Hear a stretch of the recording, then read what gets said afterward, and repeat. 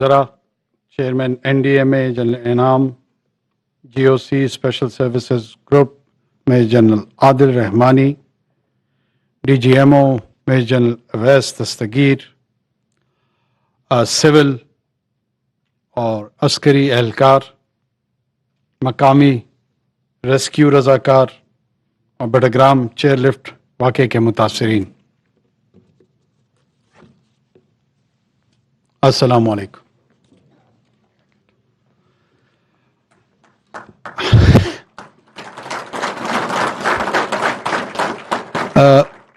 سب سے پہلے تو یہ لمحہ ہے کہ ہم اس کو سیلیبریٹ کریں، اور اس سیلیبریشن کے لیے ہم نے آپ سب کو مدعو کیا۔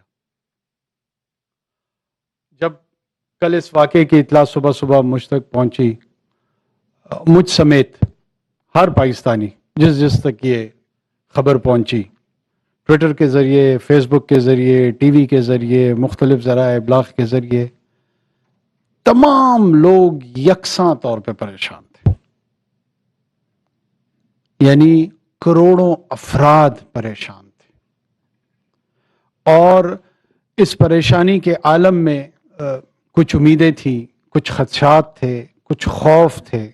اس نے ایک ڈیپ سینس آف پریشر جو ہے نا، اس کو جنریٹ کیا۔ ایک طرف ہمارے یہ مستقبل کے مہمار، ہمارے بچے ہی تو مستقبل ہیں، بچے ہی تو کل ہیں، بچے ہی تو پرسوں ہیں،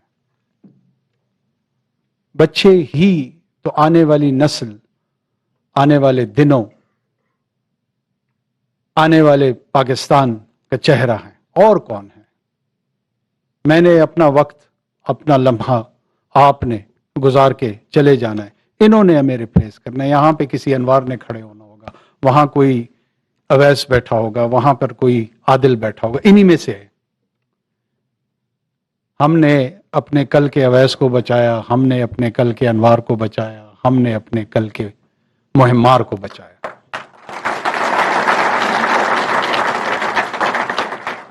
اس پریشر کے دوران میں چند جس کو انگریزی میں کہتے ہیں نا، ہارٹ ٹو ہارٹ ٹاک کرنا چاہتا ہوں۔ میں جتنے صاحب اولاد ہیں وہ میری بات سمجھ سکیں گے کہ میں سچ کہہ رہا ہوں یا جھوٹ۔ مجھے بار بار اپنے بیٹے کا چہرہ میرے ذہن میں آ رہا تھا۔ میں کراچی گیا ہوا تھا، اور ویسے یہ خدشہ پیدا ہو رہا تھا کہ اگر میرا نور، his name is نور الحق، وہ ان میں ہوتا تو میری کیا کیفیت ہوتی۔ دل بیٹھ جاتا تھا، دل بیٹھ رہا تھا، اور بار بار یہ احساس دلا رہا تھا کہ یہ بھی تو نور جیسے ہی ہیں، یہ سارے نور تھے۔ اور جو ہی چند گھنٹے گزرے، ظاہر ہے اس میں اینزائٹی بھی تھی، اس میں بے چینی بھی تھی، اور یہ بے چینی نیشنل لیول پہ تھی۔